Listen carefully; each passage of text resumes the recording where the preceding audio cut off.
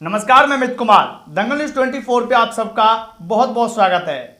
दोस्तों, आज मोदी जी शपथ लेने वाले हैं प्रधानमंत्री के पद पे लगातार तीसरी बार, और ये अपने आप में एक सबसे बड़ी जीत है, उपलब्धि है पीएम मोदी के लिए। मगर शपथ लेने के बाद एक और सवाल खड़ा हो जाता है, और वो सवाल है, क्या पीएम मोदी पूरी 5 साल सरकार को चलाने में कामयाब हो पाएंगे, या फिर जैसा कि विपक्ष कह रहा है 6 महीने बाद सरकार गिर जाएगी, 1 साल बाद सरकार गिर जाएगी, क्या बीच में भी चुनाव हो सकते हैं? यह भी अपने आप में एक सवाल बना हुआ है। पहले जब मोदी जी कहते थे कि यह मोदी की गारंटी है, यह मोदी का वादा है, क्या इस तरीके से अब मोदी जी आगे कहने में कह पाएंगे? फिलहाल तो हमें मोदी जी नजर आ रहे हैं कहते हुए कि यह एनडीए की गारंटी है। हमारे साथ बातचीत करने के लिए हमारे साथी मौजूद हैं। ज्ञानू चौधरी जी, आपका बहुत बहुत स्वागत है। हमारा सबसे पहला सवाल आपसे यह है, मोदी जी आपको पता है तीसरी बार शपथ ले रहे हैं पीएम प्रधानमंत्री की, तो क्या पूरी 5 साल ये पूरी हो पाएंगी या कुछ इसमें झोल हो सकता है? जी, बहुत अच्छा सवाल किया अमित भाई आपने। और इस बार प्रधानमंत्री नरेंद्र मोदी के नेतृत्व में भारतीय जनता पार्टी ने चुनाव लड़ा था, और जिसका प्रचार प्रसार भारतीय जनता पार्टी के प्रधानमंत्री नरेंद्र मोदी के अलावा सभी बड़े नेताओं ने बड़े ही जोरों शोरों से किया था।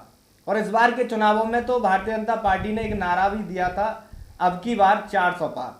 और वो नारा बनता भी है, क्योंकि कोई भी पार्टी नहीं चाहती है कि पिछले चुनाव में जो प्रदर्शन रहा उससे खराब प्रदर्शन आगे वाले चुनाव में हो। कोई भी पार्टी नहीं चाहती है। सभी पार्टियां चाहती हैं कि जो प्रदर्शन हमारा पिछले चुनावों में रहा उससे बेहतर हम अगले चुनावों में प्रदर्शन करें और पहले से ज्यादा सीटें जीतें। लेकिन कहीं ना कहीं हमें लग रहा है कि अब की बार 400 पार का नारा भारतीय जनता पार्टी के लिए नकारात्मक साबित हुआ है। क्योंकि इसका कोई कारण?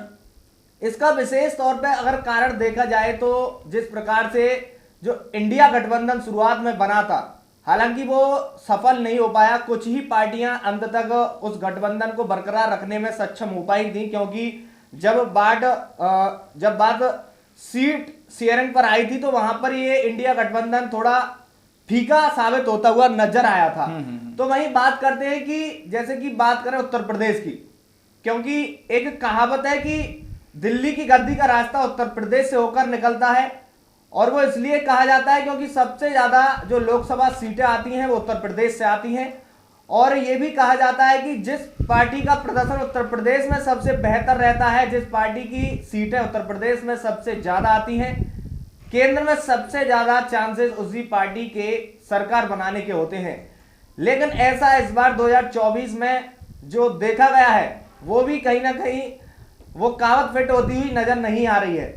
क्योंकि उत्तर प्रदेश में जिस प्रकार से जो चुनावों में भी कहा गया है 2 लड़कों की जोड़ी ने कमाल कर दिया, वो 2 लड़के कौन थे? युवा सोच वाले अखिलेश यादव और राहुल गांधी। जिस प्रकार से अच्छा, राहुल गांधी का आपने जिक्र किया तो एक सवाल आ गया, क्या आपको ये वो राहुल गांधी नजर आते हैं जो आज से 3 साल पहले 5 साल पहले नजर आते थे, या फिर कुछ चेंजेस उन्होंने किया अपनी पॉलिटिक्स में, कुछ अपनी सोच में?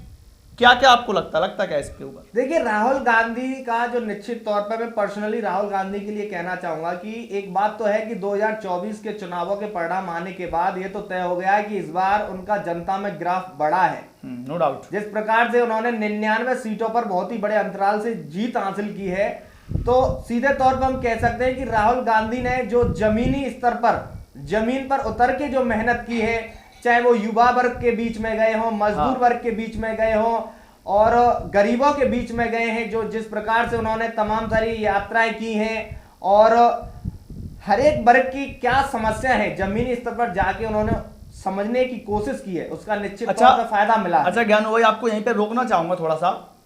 जिस तरीके से राहुल गांधी जी ने चुनाव प्रचार किया, जो मुद्दे थे उनको उठाने की कोशिश की, जो जमीन से जुड़े हुए मुद्दे थे, चाहे वो अग्निवीर का मुद्दा हो, चाहे वो महिला पहलवानों का मुद्दा हो, या फिर हमारे जो किसान आंदोलन हुआ था, हमारे किसान बैठे थे उनका मुद्दा हो, और भी बहुत सारी चीजें थी, उनको उठाया। क्या उनको उठाने में कामयाब नहीं हो पाई बीजेपी? यही सबसे बड़ी वजह रही हार की यूपी के अंदर।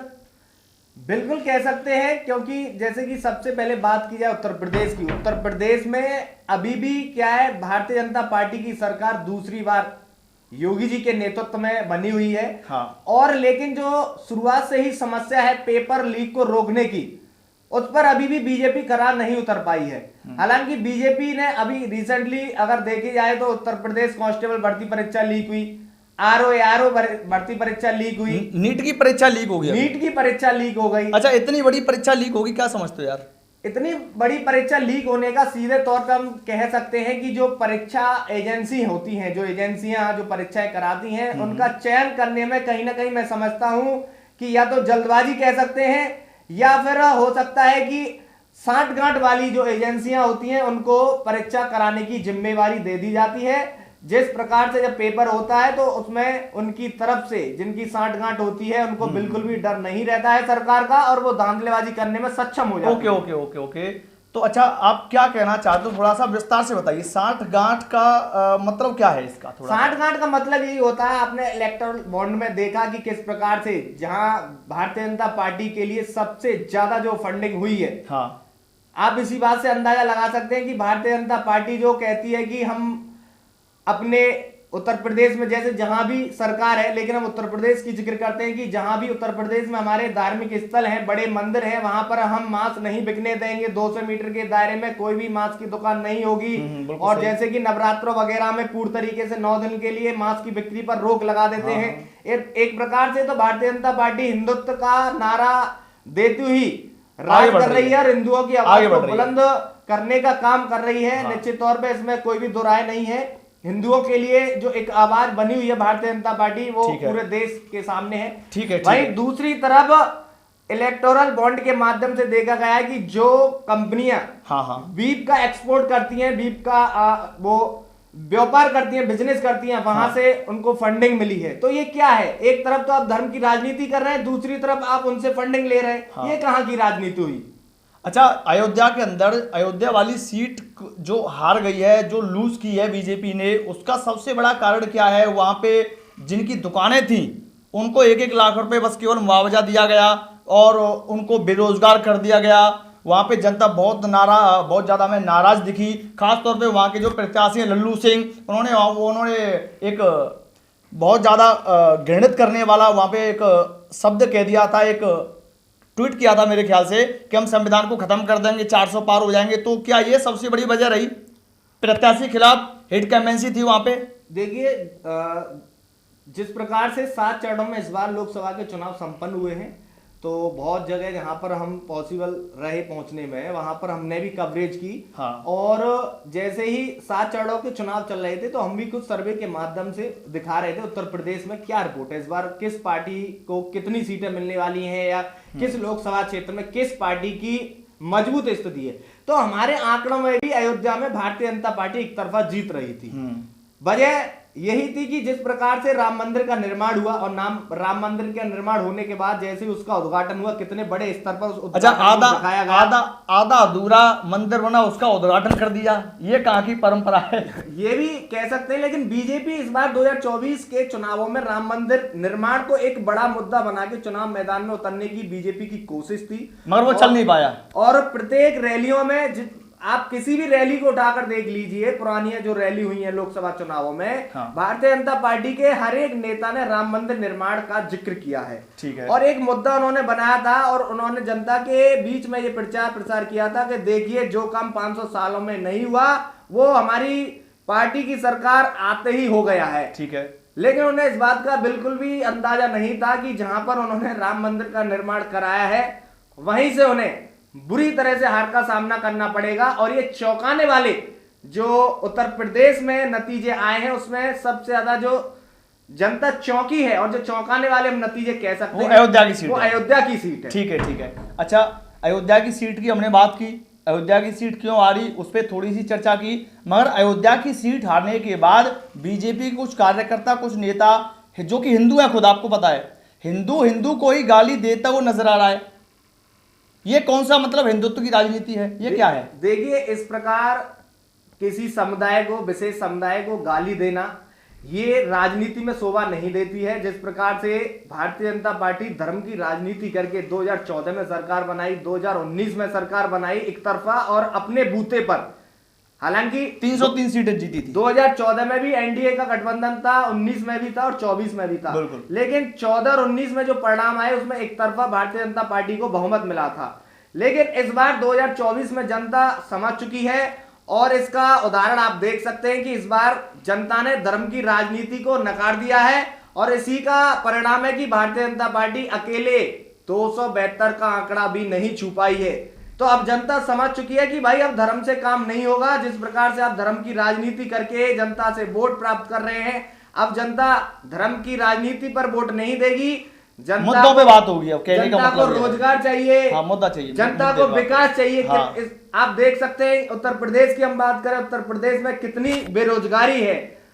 आप हर एक घर में सर्वे देख लीजिए, बच्चा ग्रेजुएशन कंप्लीट है, बच्चे की 12th में बहुत अच्छे मार्क्स हैं, बच्चे के पास डिप्लोमा है और ये समझ लीजिए कि कोई भी ऐसी डिग्री नहीं होगी कि जो बच्चे की जो कैपेबिलिटी है, जो सक्षम है बच्चा जिस डिग्री को हासिल करने में, वो डिग्री उसके पास नहीं है। लेकिन क्या करे, सबसे ताजा उदाहरण आप देख लीजिए, उत्तर प्रदेश में लाखों की संख्या नहीं, मैं कह रहा हूं करोड़ों की संख्या में ऐसे अभी भी युवा हैं जो बीएड बीटीसी कर चुके हैं, टेट की परीक्षा पास कर रखी है, सीटेट की परीक्षा पास कर रखी है, सिर्फ इंतजार है तो वैकेंसी आने का। अच्छा ज्ञानू भाई, आप ये बताओ थोड़ा सा कि जिस तरीके से कांग्रेस ने अपना मैनिफेस्टो जारी किया उसमें बताया कि हम 30 लाख सरकारी नौकरी देंगे, जो युवा है उनको कंपनी में काम दिलवाएंगे 1 साल के लिए, जिस दौरान 1,02,000 रुपये, 8,500 रुपये महीने दिया जाएगा। महिलाओं के लिए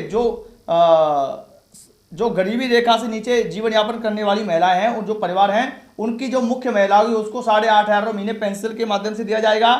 और सबसे मेन चीज जो आर्मी में लागू की थी 4 साल वाली नौकरी, उसको हम कूड़ेदान में डाल देंगे, राहुल गांधी जी ने कहा था। क्या ऐसी राजनीति बीजेपी को भी करनी चाहिए थी? इसका जवाब देना चाहिए था, मुद्दों पे बात करनी चाहिए थी, तो शायद हो सकता है 400 पार हो जाता। देखिए, कांग्रेस जिस प्रकार से कह रही है कि अपने जो मैनिफेस्टो में कांग्रेस ने जारी किया था कि हमारी सरकार आएगी तो 100 दिन के अंदर ही हम 8,500 रुपए प्रति माह हम बेरोजगार जो लोग हैं उनको देने का काम करेंगे, लगभग 1 साल में 1 लाख रुपए। ठीक है, राहुल गांधी जी ने ये कहा था कि 4 जून को रिजल्ट आएगा, 4 जुलाई को खटाखट आपके खाते में 8,500 रुपए ट्रांसफर हो जाएंगे सुबह जब होगी तो।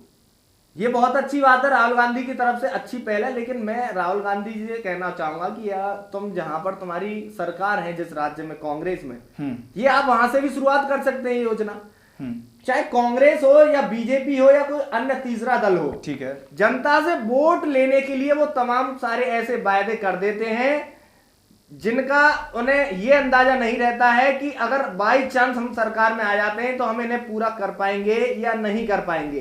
जिस प्रकार से कांग्रेस ने अपने मैनिफेस्टो में जारी किए थे, तमाम सारी योजनाएं जारी की थी, तो मैं तो सबसे पहले कहना चाहूंगा कि आप केंद्र में सरकार बनाने में सक्षम होंगे तब होंगे, लेकिन उससे पहले ही जहां जिस राज्य में तुम्हारी सरकार राज्य में उसमें लागू कर देना चाहिए। आप लागू कीजिए, ठीक है, ठीक है। अच्छा, जनता देखेगी कि हाँ भाई ये कहते नहीं है, करके दिखाते। बिल्कुल। अच्छा, अग्निवीर को क्या खत्म कर सकते थे राहुल गांधी? अग्निवीर, देखिए राहुल गांधी तो साफ तौर पे कह रहे हैं और कर भी सकते हैं, क्योंकि केंद्र में जिसकी सरकार आ जाए वो कर सकती है। भाई जो केंद्र में सरकार आने के बाद इस योजना को ला सकती है जो सरकार, तो वो केंद्र में आने के बाद खत्म भी कर सकती है। कोई बहुत बड़ी बात नहीं है इस योजना को खत्म करने के लिए या बहुत ज्यादा माथापच्ची करनी पड़े, ऐसा कुछ नहीं है भाई। पहले तो नहीं थी ये योजना, भारतीय जनता पार्टी आई, जब भारतीय जनता पार्टी बीजेपी का सबसे बड़ा जो आप समझते हो युवा वर्ग जो नाराज था, क्या वो इस वजह से थोड़ी सी कम सीट आई है और बहुमत नहीं जुटा पाई? बिल्कुल, निश्चित। अग्निवीर इसका एक बड़ा कारण है। अग्निवीर बहुत बड़ा कारण है और युवाओं ने इसी वजह से बीजेपी के विपक्ष में वोट किया है, क्योंकि युवा अभी भी बेरोजगारी से जूझ रहे हैं। ठीक है, और इसी वजह से युवाओं ने बीजेपी के खिलाफ वोट किया।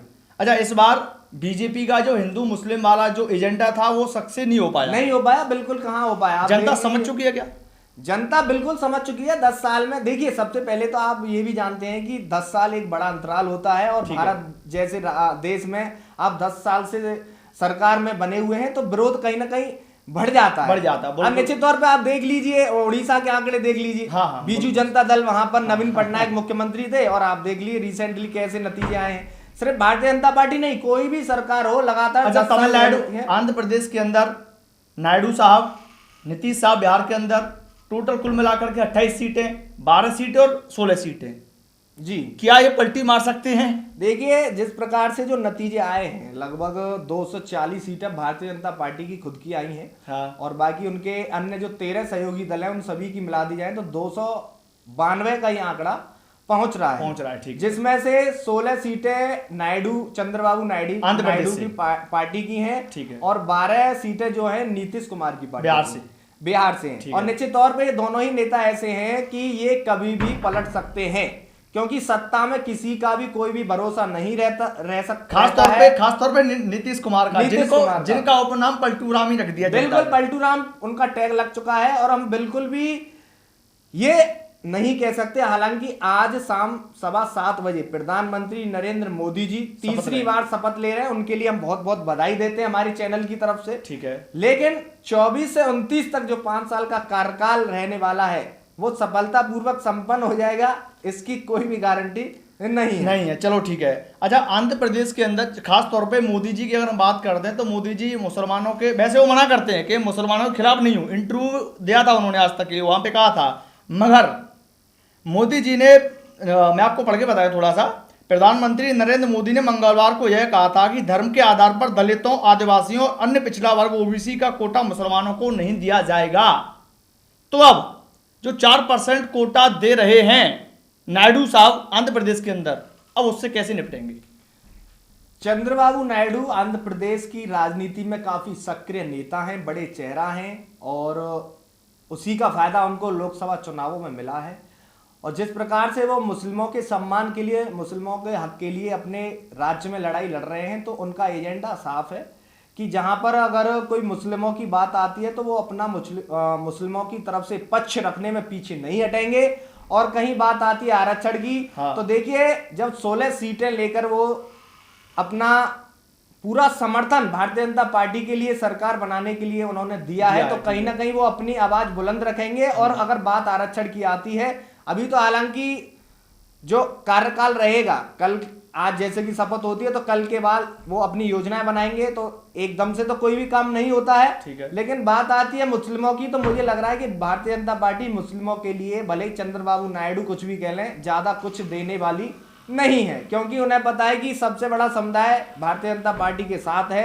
तो फिर इसका नतीजा ये होगा कि चंद्रबाबू नायडू को अगर वो नहीं देंगे 4%, उनके बेटे ने भी ऐलान कर दिया कि हम इससे पीछे नहीं हटेंगे, तो क्या फिर वो अपनी 16 सीटों को लेकर अलग हो सकते हैं? बिल्कुल हो सकते हैं, जब दरार पड़ेगी तो पीछे हटेंगे, क्यों नहीं हटेंगे। और उधर से नीतीश बाबू हैं, वो कह रहे हैं कि सिविल कोर्ट है वहां पे, सिविल कोर्ट, उसको लेकर के चर्चा होनी चाहिए, अग्निवीर को लेकर के चर्चा होनी चाहिए। तो अगर इन पे चर्चा नहीं होती तो वो भी अलग हो सकते हैं फिर। बिल्कुल, देखिए अभी आप क्या ये बैसाखी पर चलने वाली सरकार बन गई फिर? इस हिसाब से कह सकते हैं बैसाखी के सारे ही ये सरकार चलने वाली है, और मैं उम्मीद सभी को है और विश्वास के साथ हम कह सकते हैं कि ये जो आगामी 5 साल है बीजेपी के लिए, ये वैसी नहीं रहने वाली जिस प्रकार उनकी 10 साल बीते। बिल्कुल सही कहा आपने।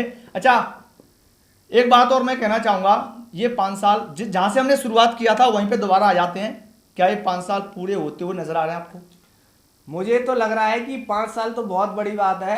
2027 जो उत्तर प्रदेश में चुनाव होने हैं, और सभी की नजर उत्तर प्रदेश के चुनावों पर रहती है, चाहे वो लोकसभा चुनाव हो या विधानसभा चुनाव। 2027 तक भी अगर ये प्रधानमंत्री नरेंद्र मोदी जी प्रधानमंत्री अगर बने भी रहते हैं, तो वो उनके लिए मैं बहुत बड़ी उपलब्धि मानूंगा, क्योंकि जिस प्रकार से अभी तो शुरुआत होनी है, तमाम सारी बातें निकल कर आएंगी धीरे धीरे। और सिर्फ आप ये जेडीयू और जो चंद्रबाबू नायडू की पार्टी है टीडीपी, आप इन्हीं को मत देखिए, इनके अलावा और भी जो 11 दल है, टोटल एनडीए में 14 दल है, भारतीय जनता पार्टी सबसे बड़ा दल है, उसके एनसीपी हो गया महाराष्ट्र का, और उधर से पासवान वाली पार्टी होगी जिसकी 5 सीटें हैं। मैं बिल्कुल एक फटाफट से मैं बता देता हूं कि जो एनडीए में जो 14 दल है उसमें सबसे पहले तो आपको बताइए कि भारतीय जनता पार्टी है, 240 सीटें उन्होंने जीती है। ठीक है। उसके अलावा दूसरे नंबर पर टीडीपी है, तेलुगु देशम पार्टी, जिन्हें 16 सीट मिली है, आंध्र प्रदेश की पार्टी है।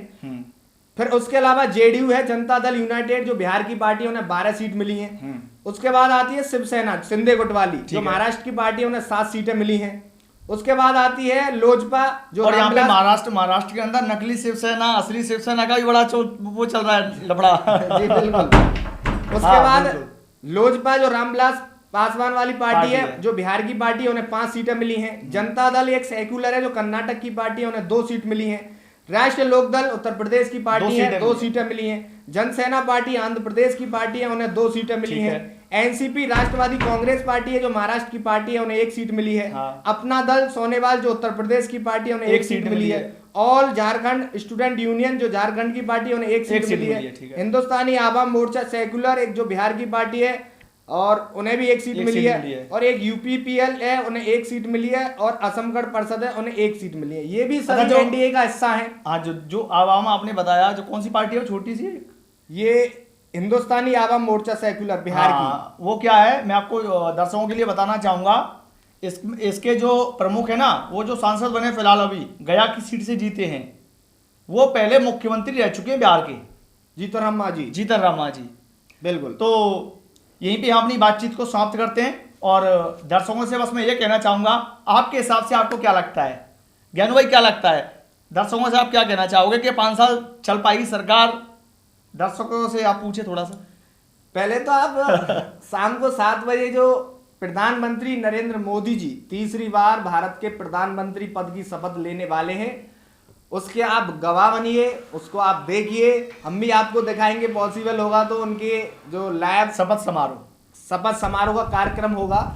और वहीं हम बात करते हैं कल से। आप देख लेना कि जैसे ही आज शाम को 7:15 बजे शपथ लेने के बाद अगले 24 घंटे में ही आपको कुछ ना कुछ, मैं कह सकता हूं कि आपको कोई ना कोई बड़ा धमाका, कोई ना कोई रायता फैल सकता है। बड़ा धमाका हम कह सकते हैं, कोई ना कोई बड़ा धमाका इन 24 घंटे में ही हो जाएगा। क्यों हो जाएगा?